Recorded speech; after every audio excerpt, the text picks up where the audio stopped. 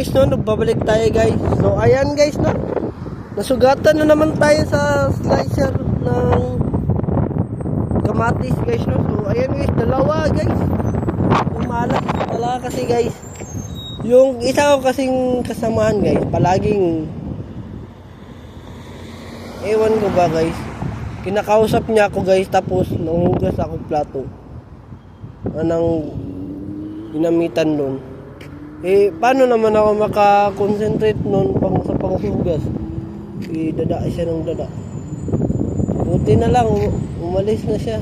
So, last day na niya bukas sa Tim Hortons. Kasi guys, alam niyo guys, siya kasi guys, pag ako yung nagpusa nasa front, pabalikin niya ako sa likod. Gusto niya mahugas. Ngayon, nahuhugas na ako sa likod. Gusto niya na naman ako pa puntahin sa harap. O diba? Bad trip siya guys. O yan tuloy guys. Nasugatan ako guys. Kasi sa bunganga niya guys.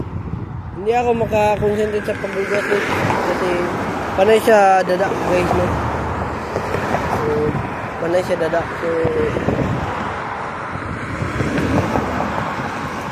So, sinabi niya sa akin, kailangan na daw ako matuto. Sinabi ko sa isipan ko, o sinabi ko sa sarili ko, ginagawa ko yung best ko, kaso lang siya yung problema. Kasi, alam niyo na guys, akala ko manager siya eh. Feeling manager lang pala siya. So, buti na lang umalis na siya.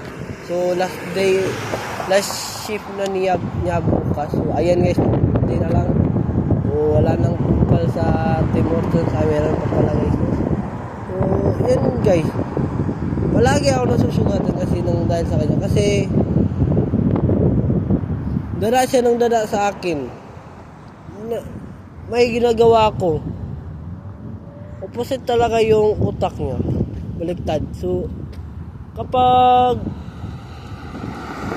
sinabi niya sa akin guys, pag wala akong ginagawa, punta ko sa likod, sa harap. May ginawa ako eh. Pilitin niya akong papuntahin sa harap.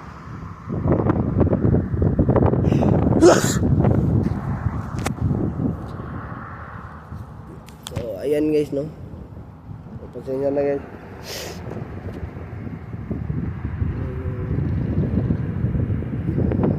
Pasensya na guys, no? Bumahinga ka guys.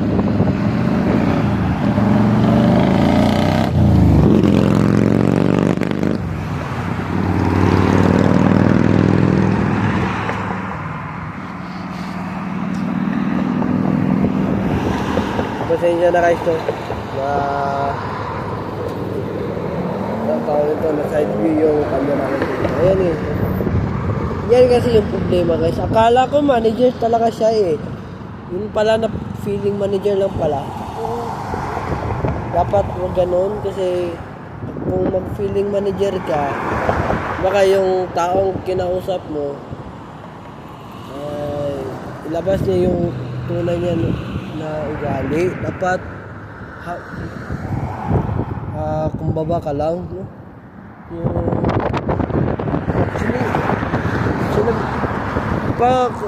Nasugatan ako kanina, sinabi niya ko magdahan-dahan. O diba guys, baliktad talaga yung utak niya. Pag magdahan-dahan ako, sabihin, diba, baliktad talaga guys. Baliktad talaga yung utak niya. Alam mo guys, gusto ko na siyang sabihan guys, kaso lang guys, baka umiyak siya guys, no? Kasi pag ako yung nagsalita guys, gusto ko talaga makinig siya guys. Kasi baliktad talaga yung utak niya guys. Pag magdahan-dahan ako, gusto niya mabilis. Pag mabilis ako, gusto niya yung dahan-dahan, no? Diba? Diba guys? So kanina narinig ko yung kausap niya. Yung may jowa siyang foreigner kasi English siya eh. Malay mo, diba? Tama nga naman, English nga yun. May nag-English ba na Pinoy, diba? Pero konti lang. Foreigner yun kasi yung sabi niya English. Pang foreigner talaga. So ayan guys, no. So sana pag trabaho siya sa kaibigan niya, baguhin niya yung ugali niya. So ayan guys, no. Baliktad yung utak niya guys. Naka-adjust ako guys. Ewan ko ba kung kailan ako ma-adjust sa kanya guys. Kasi baliktad yung utak niya guys, no. Siya yung problema guys, hindi ako guys. Kasi sinabi niya sa akin, dapat daw bilisan ko raw yung panghugas. Kapag binilisan ko, sasabihan ako, dahan-dahan. Ayan to, nasugatan ka, di ba? Baliktad talaga yung utak niya guys. Ewan ko ba kung may sakit ba siya sa utak. Ayan naman na ngayon guys, no. So update ko lang kayo guys. So parang 247 na ito guys, no. So ayan naman na ngayon guys. Paki-subscribe sa aking YouTube channel na Aaron Caralde at huwag kalimutang pinutin ang notification bell all para updated kayo lagi sa aking mga vlog. So ayan naman na ngayon guys. Have a wonderful day and have a nice day. Keep safe and I'll see you for my next vlog. Peace out. Bye bye. Power.